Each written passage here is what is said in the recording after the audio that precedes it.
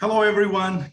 Very good evening. This is Syed Mazhar, Chair for the IOSH UAE branch. On behalf of my committee, I welcome you to a great event today. We UAE branch always bringing you great stuff to you guys in order to enhance your professional career and to give you some career growth. Today we have Islam with us. Before we start, I would like to request you to keep your mic mute. This event will be recorded. If you got any question relevant to this event, please put it on the chat box and our communication coordinator, Mr. Asif Ali, will convey the messages, the questions to the speaker Islam. So today the event is the training dilemma and how VR can help. It's a great event and I believe new to us. So thank you once again, Islam. Islam is a famous guy who is the ex-chair and a great mentor for me, a great friend, and a great brother. So I'm really thankful to him. This is the second time he's giving us his great time. And without to lose the time or waste the time, the platform is to Islam Adra.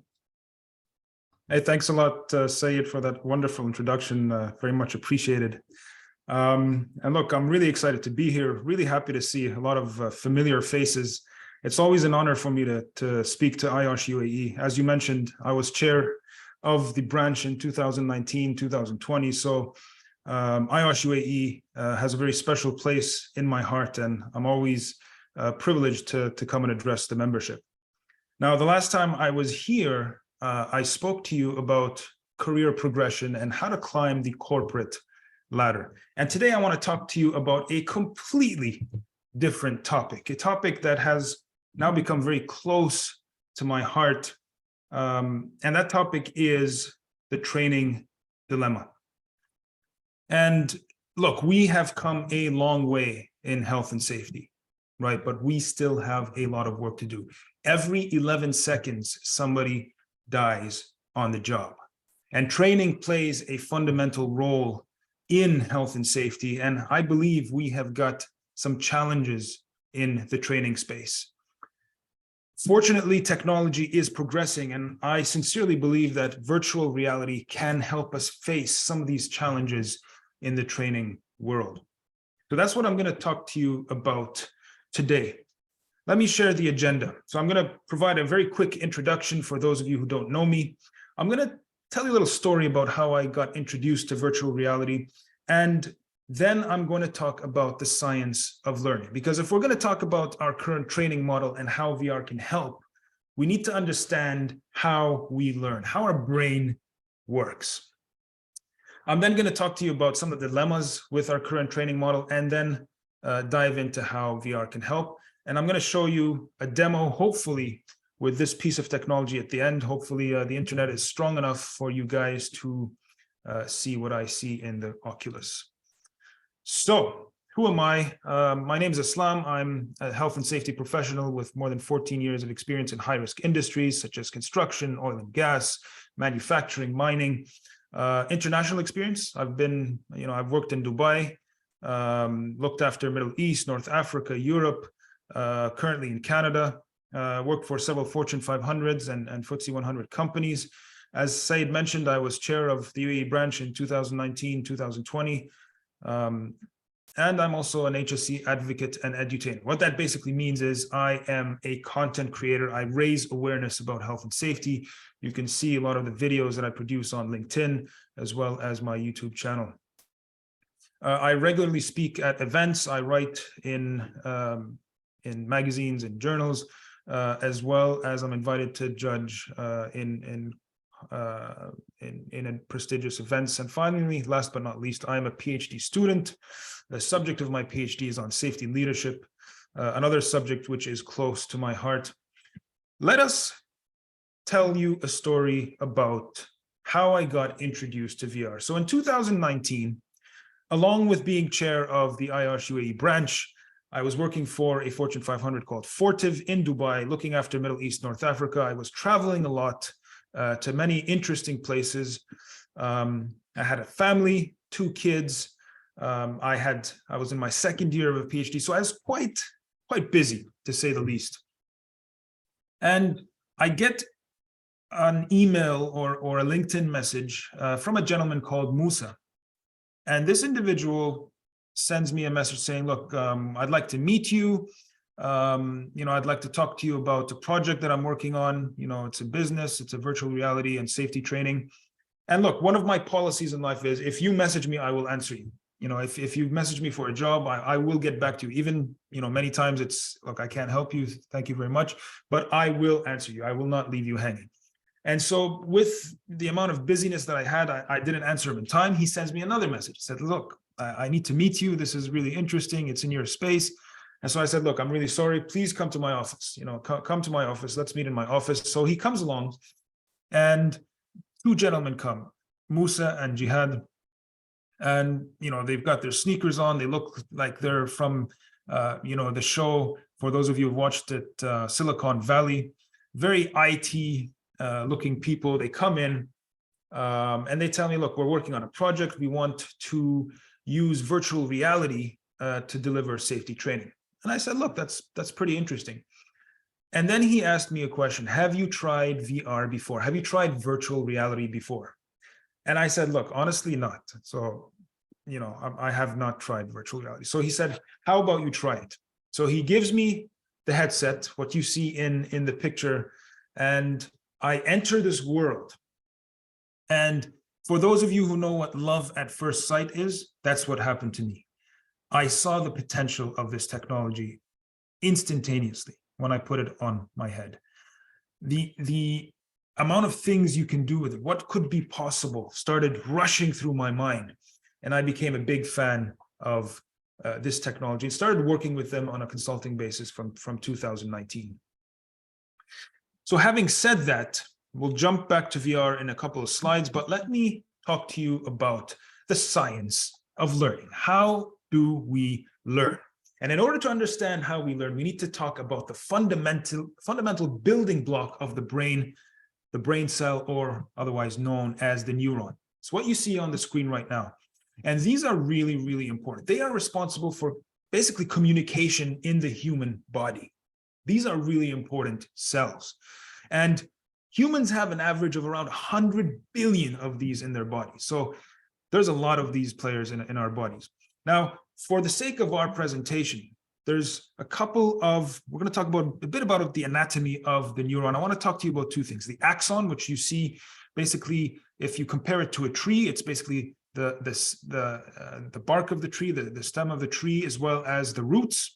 And then you have the dendrites, which are basically the leaves of the tree and the branches. Now, if we focus in on the dendrites, you see what are called these little things, these little branches that extend from the dendrites. Those are called dendritic spines, and they're really important. And how we communicate basically is by neurons creating links. Every time you learn something, there's links that start happening in your brain. There's connections that start happening in your brain. The dendritic spines start to connect with the axons of the other neurons. And so you get this chain of links. And that's basically how we learn, right? And there's this myth that was very common that the adult brain does not grow. And that's actually not true. The adult brain grows just like the infant brain and the child brain. Every time we learn something, our brain is growing. And that growth of the brain, that ability, that function of connecting these neurons together is called neuroplasticity. Very interesting phenomenon. And the science of, neuroscience has advanced a lot over the past decade. So we know a lot of things about how we learn. Some of the things we know about learning is the more you practice, the more those neural links become stronger. So those links you saw on the previous page, the more you practice, the stronger those links become. And if you don't practice, guess what, ladies and gentlemen? They eventually fade away. So let me give you an example. Have you ever met somebody? My name is, let's say, Sayed. You meet him today, and then a couple of weeks later, and that's the only interaction you have with him. A couple of weeks later, you see him and you can't remember his name. That's because you haven't practiced. So the links began to form, but because you didn't practice, they faded away and you forget. And so it's really, really important to practice. Practice, as they say, makes perfect. So the more you practice, the stronger those links become. Now, what we know from science today is that our brain can hold chunks of information, can learn chunks of 7 pieces of information at a time, 5 to 7 to 9. So it's really important to space out that learning. It helps. That's what the science is telling us today. And so sleeping, for example, taking breaks, these are good things because they help consolidate the information that we are learning. So sleep and rest are really, really important to learning. Earlier, scientists were telling us that sleep is really important. We knew that, but with recent advances in neuroscience, we now know that even taking small breaks every now and then during the learning process, that helps consolidate the information in our memory. So little breaks helps. You know what? Exercise also helps. Exercise makes us smarter, believe it or not. That's what, scientists are telling us today. What you see on the screen right now is a light microscopy image of the dendrite and the dendritic spines. So when you exercise, your brain releases something called brain-derived neurotrophic factor. And what that does is it helps those dendritic spines that you see in the bottom there. You see how those branches are coming out. That's what happens when you exercise. So we need to do more of that if we want to learn, if we want to have a more enhanced learning experience. Now, I want to run a little test with you. What is your learning style? Are you a learner that is visual? You learn better from visual interactions? Do you learn better from auditory? Do you learn by reading a book?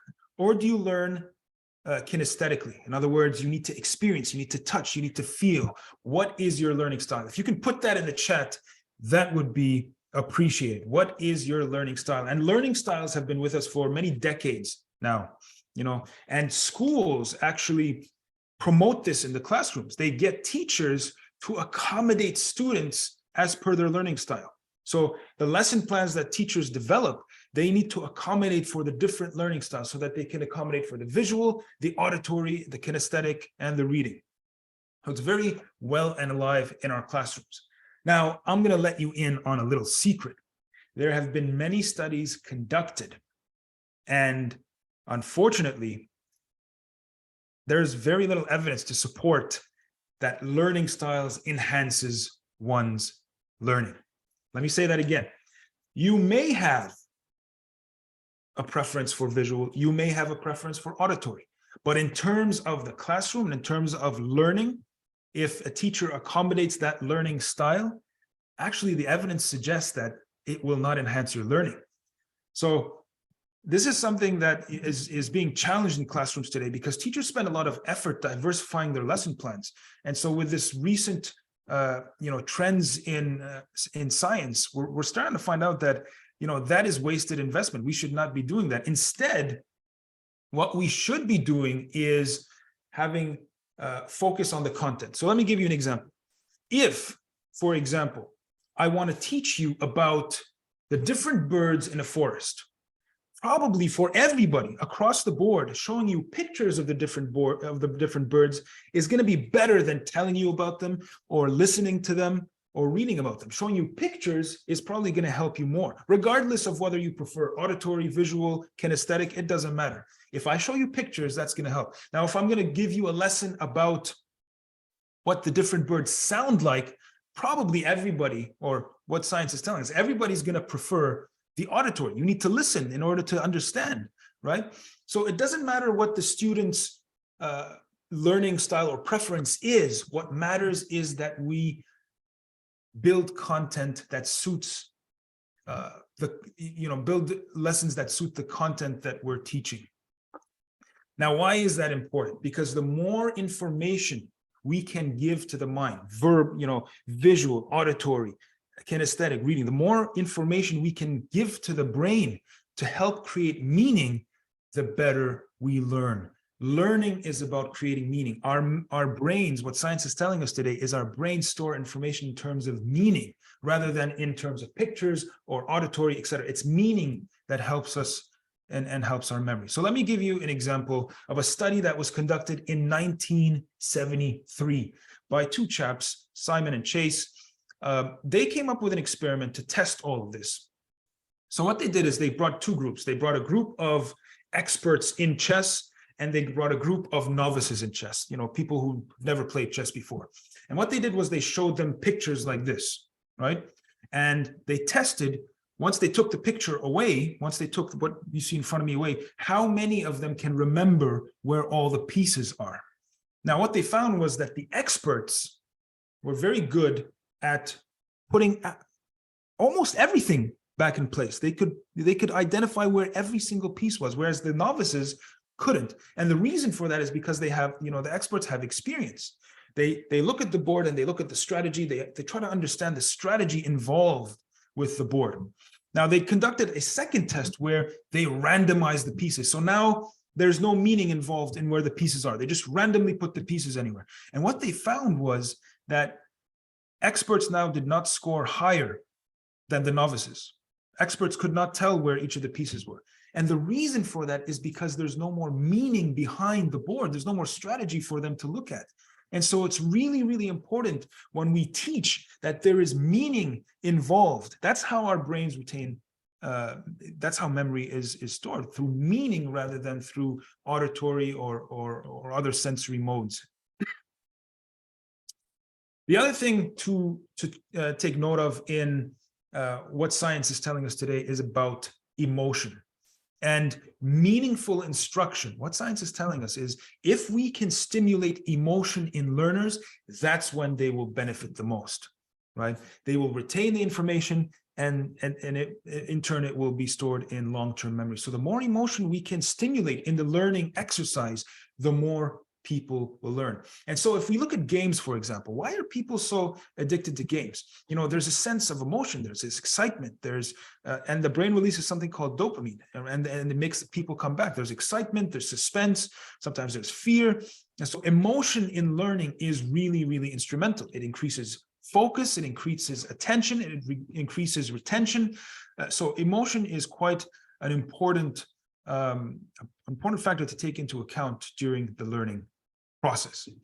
Now that we understand the science of learning, so we talked about, things like the neurons, how they connect, practice makes perfect, sleep, and spacing learning out. We talked about that. We talked about giving meaning to the brain as well as emotion. Now that we've talked about that, let's talk about our current training model. Now, this is a picture of basically what our training model looks like. And I lived through, this is, a university class. I lived through this, for example, during my university years. 6 years I spent in that kind of environment, and safety training is no different. When I got into the safety space, training looks like that as well. You've got a person standing in front of the screen. It's very passive. So he's just talking to you. Very little engagement, people sitting on the other side, receiving information. Sometimes there's pictures, sometimes there's videos, but most of the time it's auditory. He's reading to you, reading off a screen. So we are all familiar with this, especially in the safety space. We do this, all the time for safety training. And one of the challenges with safety is it's a dry topic, right? Let's talk about dilemmas of this model. So dilemma number one, death by PowerPoint. And this was a term that was conceived by a lady called Angela Garber in 2001. And what death by PowerPoint means is you're basically reading off of a screen. There's limited modalities. In other words, you're just reading. Sometimes there's visuals, sometimes there's pictures, sometimes there's videos, sometimes there's an activity every now and then, but most of the time it's just verbiage. It's just reading to you. Right? And there's limited engagement when it comes to that. And when we talk about the science of learning, we're trying to create those links. Remember those links with the neurons in the brain? If there's limited ways of conveying the information, those links are not gonna become strong. So death by PowerPoint. Dilemma number two, information overload, right? We talked about how sleep as well as taking breaks is useful in learning information. But when you get something like this is actually something from a real training that I've been through in one day, 118 slides, 7-hour training course. Can you imagine the amount of information that is thrown at a person? And we're talking about safety, right? We're talking about things that are going to save people's lives. Throwing information like that, massive amounts of information, does not do the brain very good. Dilemma number 3 is presenter skills, right? This is actually a true picture, but we've all been there. You know, you're sitting in a class, you're sitting in a training room, and the person is delivering his talk, and you see this because it's just not engaging. People fall asleep. Dilemmas number 4 and 5, gauging trainee understanding. Now you're delivering to a class of 30 people, for example. You're delivering a training to 30 people. How do you know if people are understanding, right? We don't. Our objective is to tick the box. We got to go through the training as fast as possible because we got some work to do, right? It's very difficult to gauge trainee understanding. Maybe at the end, sometimes we get a test to see if people understand or not, but generally it's very difficult to gauge whether somebody's switched on, engaged. Are they learning? Are they not? Have they understood the concept? In the test, are they just, did they get the right answer because they don't genuinely understand, but, they put 2 and 2 together and they found the right answer. It's very difficult to gauge trainee understanding. And it's very theoretical. I can talk to you about falling from height all day long. I can tell you how dangerous it is. I can tell you the controls that need to be in place. I can tell you about a lot of things, but it's very theoretical. You cannot feel it. You cannot touch it, right? It's out of touch with reality. So these are some of the challenges that we have in the training world. And before I talk about VR, I want to talk to you about why this is a problem. The International Labour Organization recently published a report, the 2022 stats for the amount of people that die every year on the job. And that amounted to 2.9 million. Now, I've been making videos about this for a long time. The last time I made a video, it was 2.8. And the last time before that, it was less than that. So it's going up. The amount of people that die every year, 2.9 million people die every year at work. As I mentioned, that's 11 people one person every 11 seconds. That's really, really unacceptable. And like I said, we've come a long way in terms of health and safety, but we've got a long way to go. Same report, 400 million people suffer from non-fatal injuries at work. 400 million people suffer from non-fatal injuries at work. And what, organizations like the NCS, the Institute of Work and Health in Canada, what they tell us is inadequate, ineffective, lack of training plays a big part in those statistics. So you can understand why we need to do better. We are living in the world of smartphones and one-day shipping. One-day shipping, guys and girls. We can get something like that. And yet our training has not evolved. It has not changed. We still have the same dilemmas where a person stands in front of the room, he talks to a bunch of people, people are sleeping, people don't connect, and then we get statistics like this. We need to do better. We need to do something about our training space. And with the advancement in science and technology, I think we can. And that's where VR can help. Virtual reality. What is virtual reality? I've been mentioning it. Maybe some of you don't know. Virtual reality is basically creating a 3D simulation where you can go into this world and interact with your environment. Virtual reality. And it's not a new technology. It's been around for quite a while now. It was used in the 60s, the 70s. The military used it. NASA used it. Actually, Sega in the early 90s, they wanted to come out with a virtual reality headset, something very similar to this, but they canceled their project because of health concerns. Nintendo actually released, I think it was 1994, they released a headset of their own, but within 1 year, they killed the project because they weren't getting sales. The graphics weren't really good, but the technology has been improving ever since. And in 2014, that jump in technology really took a huge turn because Facebook bought Oculus. And Facebook has been investing a lot of money into this technology. And the amount of, the graphics that we're seeing today, the software support that we see today is allowing virtual reality now to become more and more adopted. How can VR help? What are the advantages of VR? Now, unlike traditional learnings, VR is, multiple modalities. In other words, you can see, you can hear, you can experience, you can read. You have everything in virtual reality. So, that point about creating meaning for the brain with multiple modalities, virtual reality can do that. Self-paced learning. One of the things with traditional learning is you sit in a classroom, you've got 118 slides to go through. It's going to happen in 8 hours. I don't care whether you're understanding or not. Maybe I'll give you a couple of minutes after the class, but we got to finish it. Whereas virtual reality is self-paced. You can put the headset on, you can learn at your own pace. Immersive experiences, right? Immersive experience basically means you're inside a world, you're engaging, unlike traditional training means you can safely experience danger. I can put you at height, I can make you fall from height, I can put you in situations where it would not be safe to do so in the real world. I can put you through an emergency response procedure, a fire in a building. I can put you in very dangerous situations where in real life I could not do that to you, but in VR you can. In VR you can gauge user understanding.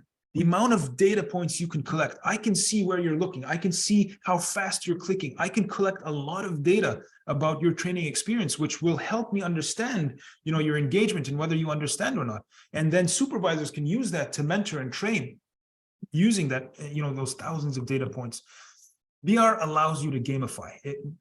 It becomes fun to learn. You can put multiplayers. You can experience simulations in multiplayer mode. There's a lot of studies that have been conducted on VR, and what VR is showing, what the studies are showing us is that VR actually is quite effective. The retention rates are higher. There's a lot of studies out there. I didn't want to include them in here for the sake of time, but there's a lot of studies out there that I can share with you about the advantages of virtual reality over traditional means. Now, what I want to do next is, I've been speaking about VR, but let me show you VR. So this is where we're going to test the internet connection and the strength of our technology. But before I show you, this is how it's going to play out. I'm going to talk to you about something called safe work checks, start work checks. All right, I'm going to talk to you about start work checks. I'm going to give you a traditional learning approach. I'm going to teach you about start work checks now on the call.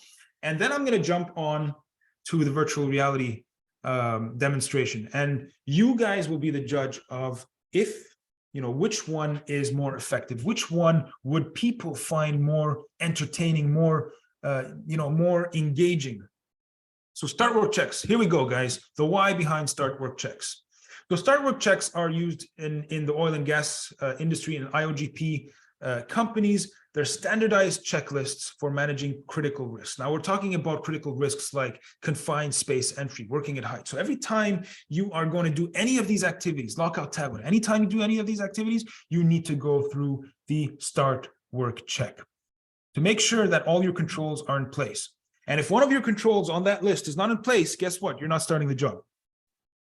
Now, start work checks are verified by a second checker. And I know there's this thing is called different terms in different companies. I've seen it in many industries, many companies, critical risk management, CRM, in some companies in mining. So this is a tool that is used in many industries. Now, once you do that check, a second person verifies before you start the job. And the purpose of all this, guys, is to prevent fatalities and major industries. That's the purpose. Before you start a major, a critical job, the purpose is to ensure that you don't kill yourself. So that is the training means. Now I'm going to show you the VR means. So Sayed, I'm going to need your help just to make sure that this thing is working. Can you guys still see my screen? Go ahead. I'll update you. Go ahead. Yes. This is the Oculus Quest. It's owned by Meta. And what I'm going to do now is connect so that you can see my screen. Hopefully you can see my screen. Let me know when you can see my screen, Sayed. Okay. Not yet.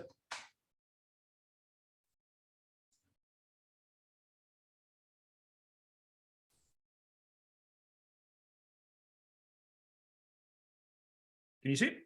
Nope. It's not yet working. Try again. It was working very well. Yeah. There's sound. Yeah. Yeah, it's working. Perfect, perfect. Go ahead, please. Perfect. All right. So this is virtual reality, guys. I'm going to start the training in Start Work Check. So this is Maya right here. She's going to be assisting us in the training. Let's go ahead.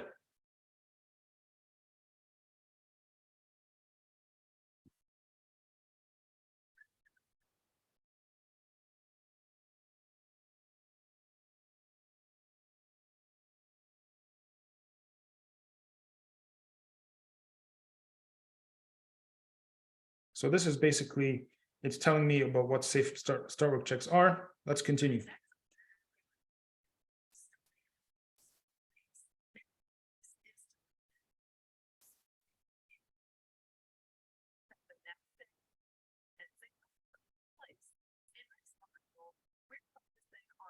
Of the START work checks and the associated communication fundamentals. You'll get to learn about each checklist in detail in subsequent modules. Let's move to the rooftop and begin.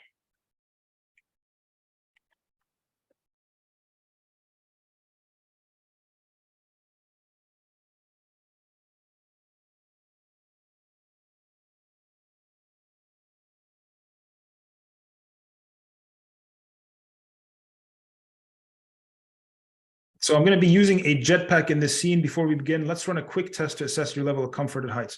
So we're going to be put at heights, guys. So we need to confirm that you're comfortable with that. So let's do the test. So I'm going to look over the edge. Am I still comfortable? I'm still comfortable. Let's do another check. Now, are you guys still comfortable? That's pretty high up. Of course, no. Edge, just at the edge. Yeah. Okay. Let's go.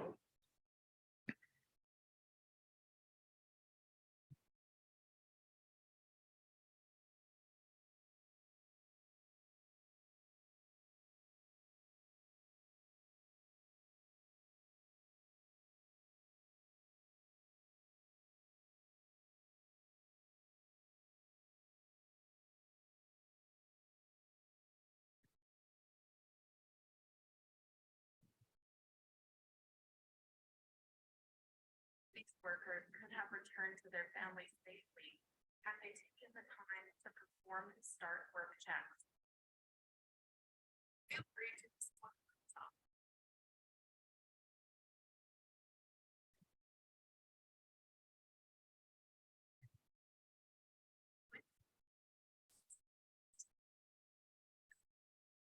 The top of that skyscraper for our next meeting. We will use a jetpack to get there safely. Grab and wear the jetpack to start. Don't worry, this is completely safe and you'll probably have fun too.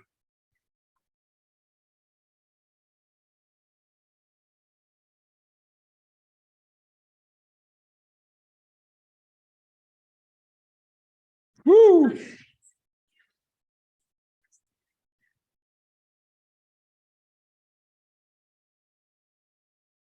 Oh,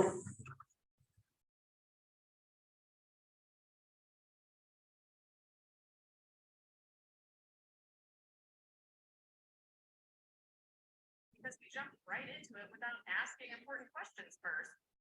That's the purpose of START work checks, to verify that the necessary controls and safeguards are start a high-risk activity. Remember, spending a few moments as a team before starting a job can be the difference between life and death. all right. So I'm going to stop it right there. But you can kind of see, you guys still with me? Yeah, yeah. Clear, Can clear. can you still see my screen? Yeah, the screen is clear. Impressive. Is it the PowerPoint? The slide is there. Immersive technology. Okay, perfect. So that was the difference, guys and girls. I started off by showing you what a typical training would look like, stand in front of us, in front of a class, tell you about why START work checks are important. The other one, I put you through the actual experience.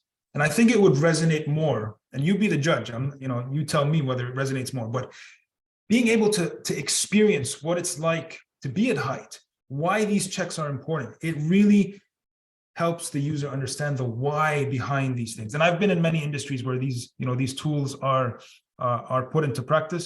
And I can tell you, people just don't like that. They don't understand the why behind it. Why should I do it? I do the same job every day. Why do I need to go through these start work checks? So in summary, guys, we have a training dilemma. We need to be more innovative. We have statistics that are increasing in terms of the number of fatalities per year. We need to find more effective means. We need to find means of helping our current training model. VR can be that help. It's immersive. It's more effective. You get people to experience and learn in more effective ways. It's fun. It's engaging. The statistics we have in terms of the number of users we put through these modules, 99% prefer this type of training over others. And you can collect thousands of data points. You can capture behavioral insights that can help you, train and engage people. So that's it, ladies and gentlemen. I'm happy that you came along. Very happy to address you, and very happy to take questions on VR and the contents of this presentation. Thank you very much, Islam. Indeed, it was a great and wonderful presentation. And really, today I'm going home and taking something with me. This was very new for me. We have a couple of questions from the attendees. The first question is, isn't VR is predictive scenario simulation rather than unexpected errors and consequences? Sorry, I don't. Can you repeat the question? Okay. Is VR is predictive scenario simulation rather than unexpected errors and consequences? So I guess if I understand the question correctly, it's predictive for the people who have built the module, but it's not going to be predictive for others who've never gone through it. And you can build modules that are, the modules that we build are very surprising. You're going to go in there and you're not going to know what to expect. Thank you. There's another question. Any companies provide VR services to training institute? There are several companies. I'm doing work with this company here, Pixera. If you're interested, please reach out. I'll be more than happy to to accommodate and see how we can help you. But there's several companies out there that are looking at this field at the moment. Thank you. How to customize training with VR in our organizations? Yeah. So basically, the way it's done is there are. I'll talk about Pixera because I know their solution quite well. I've been working with them for since 2019. But the way it works basically is we have off-the-shelf modules, and then what companies do is they ask for, look, this is good, but we have our own standards, we have our own procedures. Can you modify this and this? And so I personally work with the companies, and I look over their procedures and standards, and I align the module to fit exactly as so. We change logos, we change the sequence of events, we change wordings, the voiceovers. I work with the artists and coders to modify the content so that it fits your organization. Thank you very much, Islam. That's it from my side. Sayed. Okay. Once again, thank you very much, Islam.